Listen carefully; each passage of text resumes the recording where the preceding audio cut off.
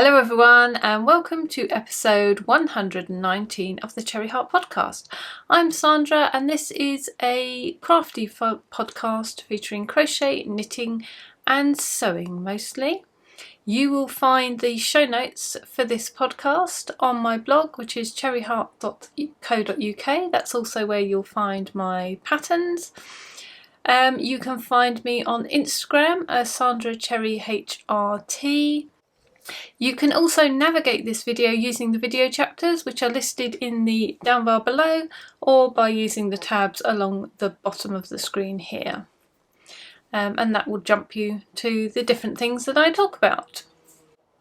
So welcome to the podcast if you're a new viewer. Thanks for checking it out and I hope you enjoy it. And thanks for coming back if you've been here before. How are you all? How are you all doing?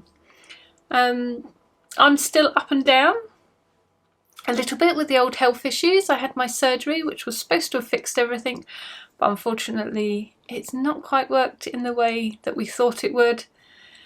So yeah, I'm still in the same situation I was, which is a bit of a shame to say the least, but it's back to the old drawing boards with tests and things to try and find out what else is going on with me, because apparently something is still going on that we're not happy with. Yes, I don't know why I went into that, I just suddenly did. So there it is, now you know. What have I got to talk about? That's why we're here. Let me show you some projects. Let's get on with it. Right, let's begin with something you've seen before, which is my crochet star quilt that I'm working on. And here are all my blocks. Well, you can't really see them like that, that just looks like one block. Let's show you like this. Here they all are. I've got 20 now. 20 big crochet blocks. Yeah, most of the information about this you probably already know if you've been here before. If you haven't, then pop along and check out some of my other podcasts. Ding, advertising.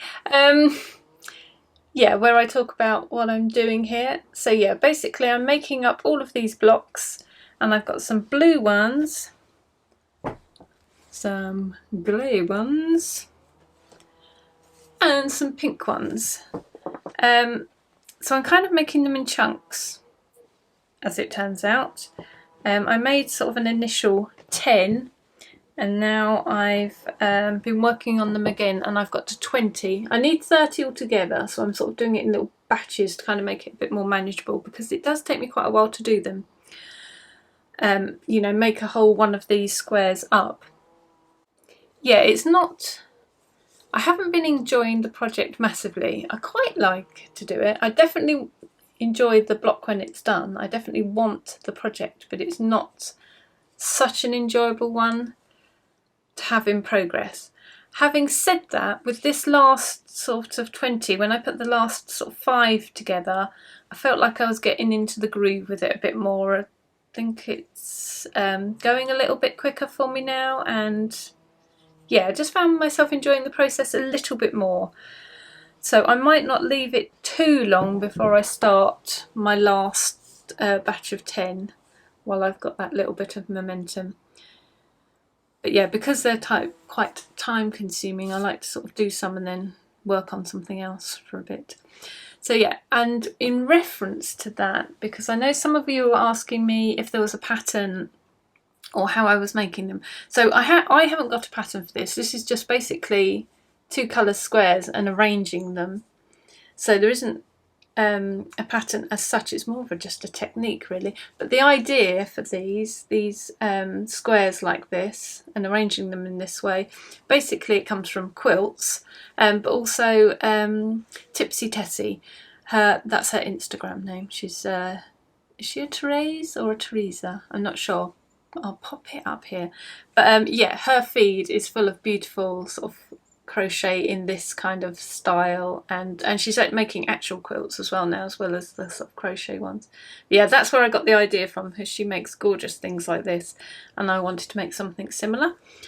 So yeah, so I haven't got a pattern, but what I have done is filmed a tutorial for the 2 colour squares.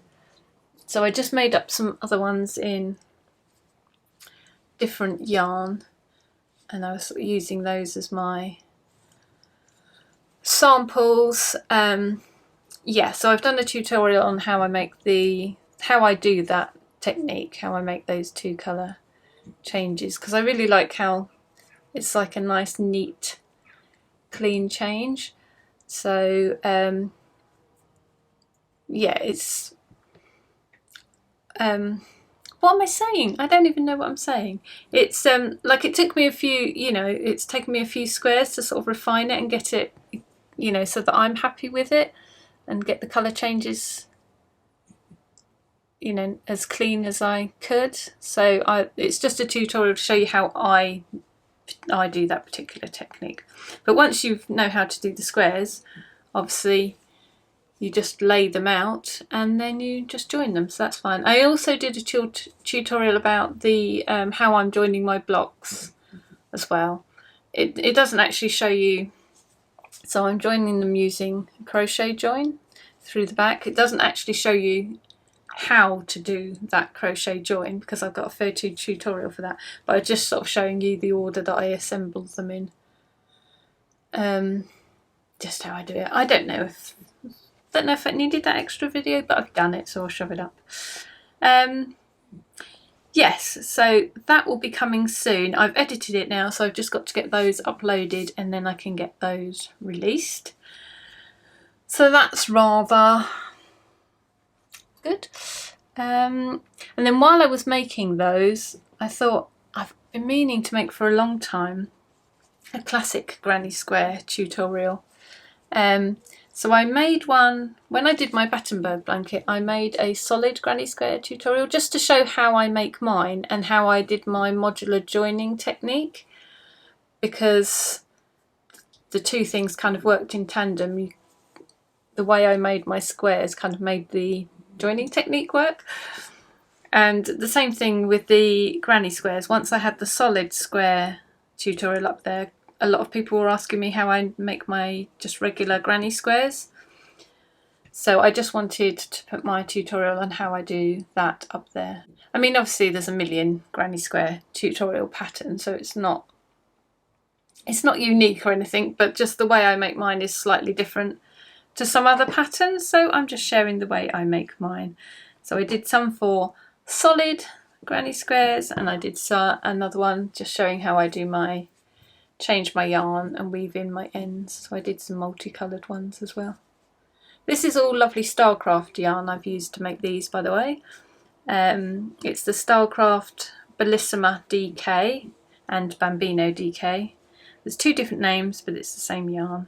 I think the Bambino is more sort of aimed at the baby yarn market, so it's slightly more subtle colours, like this sort of pastel pink is probably a Bambino one, and then some of the slightly stronger colours are from the Bellissima range. But yeah, it's a really nice soft yarn, nice to work with, and I like the colours, so I thought I'd use that for that tutorial. So that one isn't ready yet, that'll be a bit longer. I'll have to finish editing that one as well as getting that uploaded. But they are coming soon, so look out for those. Next, let's talk about some knitting. This is what we're going to talk about, this rather unsightly bundle. I'm just going to see if I can arrange it on a hanger, because I thought that would be an easier way to show you. So this is my growing cardigan, which I'd had in progress. I think I showed you the start of it last podcast. So here we go. That's not all going to fit in the shot, is it? There we go. So it's knitting the round, so I'm knitting the front and back at the same time. I've joined for under the sleeves, and there's going to be pockets in here. So that's my top of my pocket there, that sort of little garter stitch bit. And it's got this quite nice sort of little ribbing feature across the back of the shoulders. Yeah, so I've progressed quite a lot. I think, I'm not sure if I'd even joined front of the sleeves last time we spoke, but I was about that sort of area. So yeah, I'm just carrying on down. So I've got to finish the depth of my pockets and add my ribbing on, and then sleeves, which I'm not looking forward to, and the pocket inserts, I suppose, and then, you know, sorting it all out, tidying it all up afterwards. So let's just share the pattern details. So it's by Lone, I'm not going to say this right because it's a name I don't know. Lone or Lone maybe? Kajeldson. Why do I even try? There we go. That's what it is. Oh, that's not focused. There we go. And that's the website. So that's a Danish website, so it's .dk after that bit .dk. Yeah, and there's two versions. There's a short and a long. So what I have done is I've made the body a little bit longer than the short one, but not quite as long as the long one.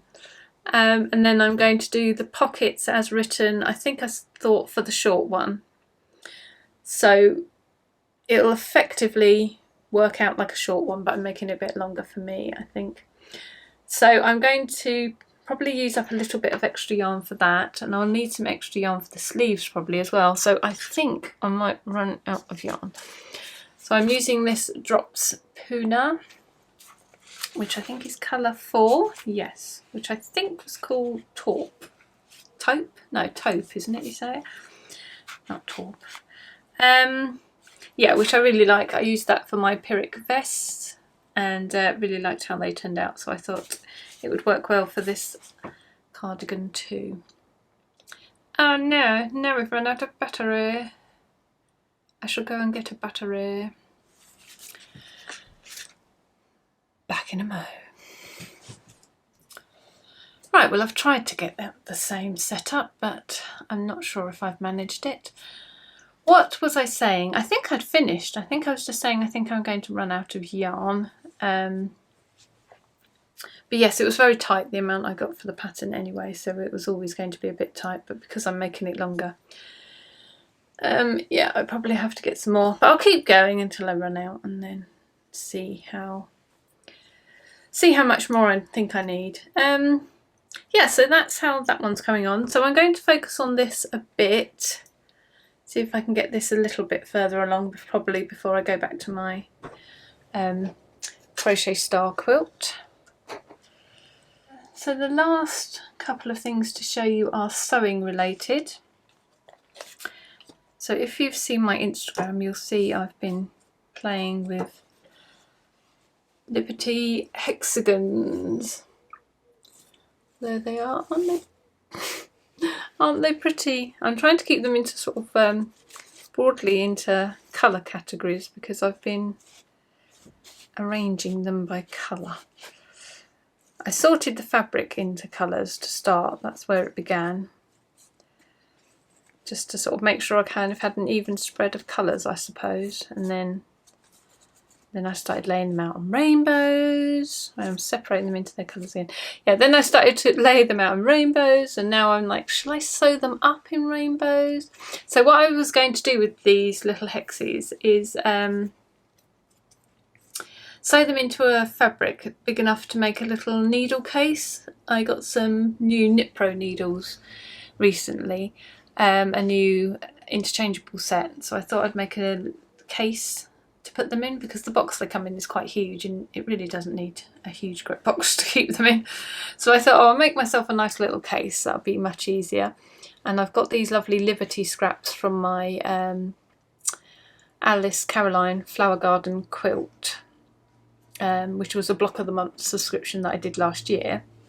So I kept all my offcuts because some of them would have been big enough to do something with. So these are all those. So now I'm thinking I'm just thinking how to lay it out. I haven't sewn them together, partly because they're just fun to look at and play with as they are, and partly because I don't know whether to sort of randomise them now or put them in some kind of rainbow order. But then my case, I wanted it to kind of like fold and flip over. So if I put it in a rainbow order, like going along that way, when it's opened out you'll see the whole rainbow, but when it's all folded up you won't see it. So then I was thinking maybe I'll do the rainbow sort of going down from the top vertically, and then you'd get a bit of rainbow all the way around, which is probably a better idea. I guess I should just do that. Yeah, so I'll probably at some point faff around with some kind of layout for those maybe, because I probably won't want it to be completely random. I want it to be organised random. That's what I normally want. And this is my gorgeous little tray I'm keeping them in, which is a lovely present from Judith, from Merinos and Tomato. Merino and Tomatoes, even the other way around. Isn't it so pretty? Look, there's her little label. Is it going to focus? No. Why does it focus sometimes but not other times? There we go. Merino and Tomatoes. Isn't it gorgeous? And perfect for this because it's got this beautiful Liberty lining. Yes, I'm keeping them in there. So that's started and is now, what's the word? Wallowing while I do my growing cardigan. And then the only other bit of progress I've made is with my flower garden quilt. I've managed to baste it. Is that the right word? I was thinking this earlier of saying I've basted it, but then I thought, is that the right word? I've put the layers together, you know, so I've put the quilt batting on and the backing and safety pinned it together. That's basting, is it? My quilting knowledge is obviously rusty. Yes, so it's basted and ready to be quilted. Now I just have to decide how I'm going to quilt it. I was talking of either doing it on the machine or maybe sending it away, and some people, a couple of you sent through some fantastic links for if I do want to send it away, which is brilliant, so thank you ever so much for those. Because that's my backup plan, because I'm currently slightly leaning towards maybe hand quilting it, which initially I just totally rejected in the sort of, wow, that'll take way too long and be far too difficult category.